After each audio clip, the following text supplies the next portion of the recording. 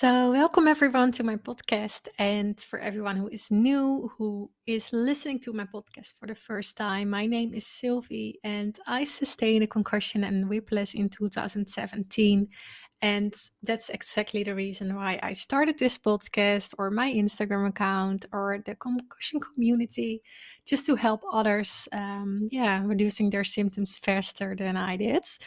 And in this episode, I want to talk about losing hope in your recovery because in the first few years, I think the first 2 years, I lost hope. I thought I was just not able to get out of my negative spiral, and I just felt like I had mood swings. I felt so off and hopeless. And in this episode, I am reading out a blog that I wrote in 2022.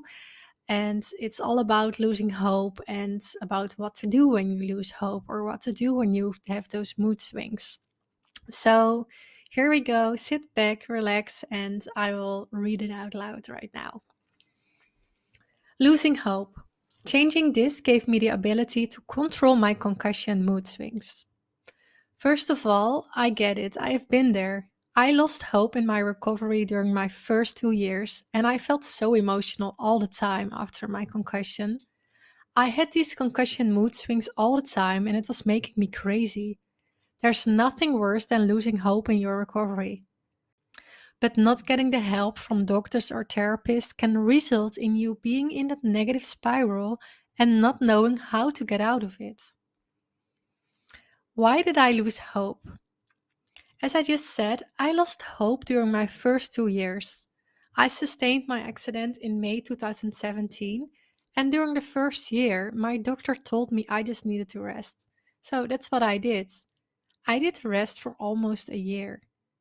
At the end of my first year, I realized that that wasn't going to help me. During my first 2 years, I tried many therapies, but almost none of them did work. After trying so many therapies and getting disappointed all the time, I lost hope in my recovery. I didn't feel any better, and there was no one who could help me to get better. So, if doctors didn't know what to do, how was I supposed to fix my concussion? How did I get my hope back? After being stuck for such a long time, I knew something needed to change. I felt so emotional after my concussion all the time. I didn't want to feel like this. I didn't want to get disappointed over and over again. It felt like the Western healthcare wasn't able to help me. That's why I opened up more to alternative therapies, changing my mindset and spirituality. It was like a new world has opened up to me. A new world full of possibilities instead of disappointments and being stuck. I started to read to spiritual books, started meditation and yoga, and listening to podcasts. I learned more about the mind body connection, and I never even thought about the importance of that one being in balance. The last few years, I only focused on everything with my mind, only treatments that are researched, and all other things were nonsense, in my opinion.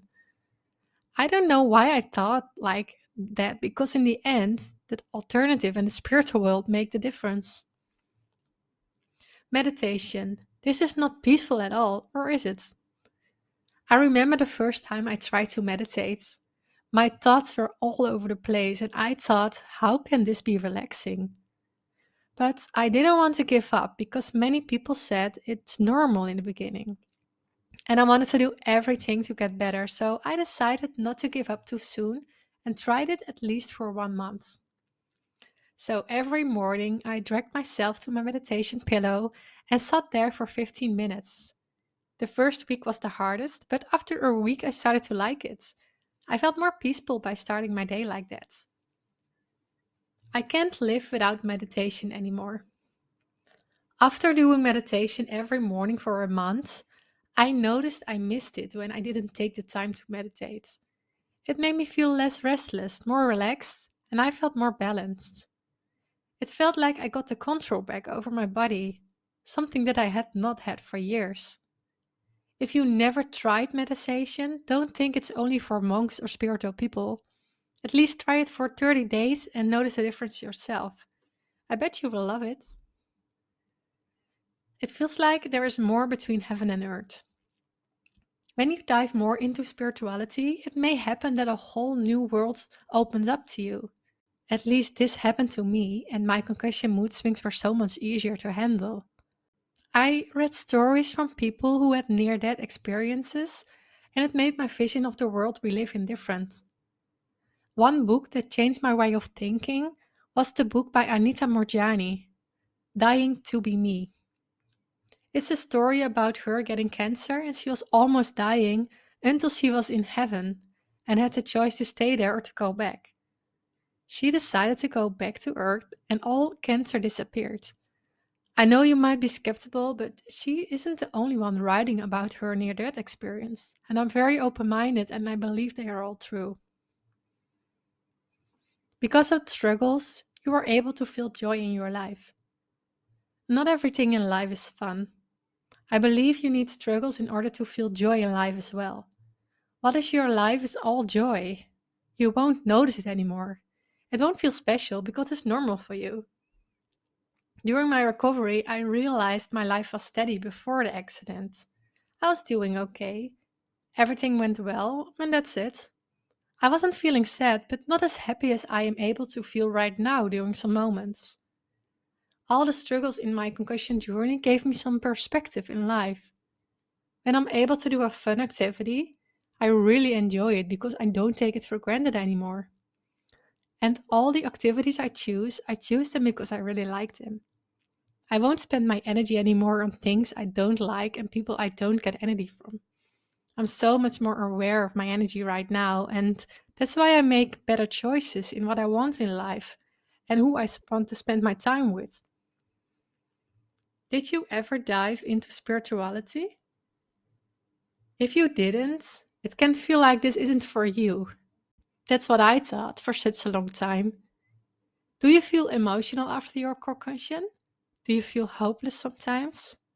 When you dive into spirituality or any other alternative therapies, you will see a lot of new possibilities that could help in your recovery. There is so much more than only the Western medicine, and for me, it sometimes feels the answer isn't in the Western world. I gave myself so much more hope to learn about new alternative therapies, focus on breath work. Did you know almost everyone in the Western world is not breathing correctly? To focus on the fact you can control your body with your mind, how to control my concussion mood swings, how to feel less emotional after my concussion. Changing your mindset into a positive mindset is changing a lot for your recovery. Trying to learn from every struggle in your life and trusting that it's happening to guide you to the correct path, even if you don't feel like that right now. To feel more gratitude and joy because your struggles gave you perspective. I'm sure I forget some things, but I just hope it gives you some inspiration to look to your concussion from another perspective. From the perspective you can learn from, what the positive effects are. Because they are there, and if you don't see them yet, they will come your way. Thinking and looking in another way to your concussion can save you so much stress.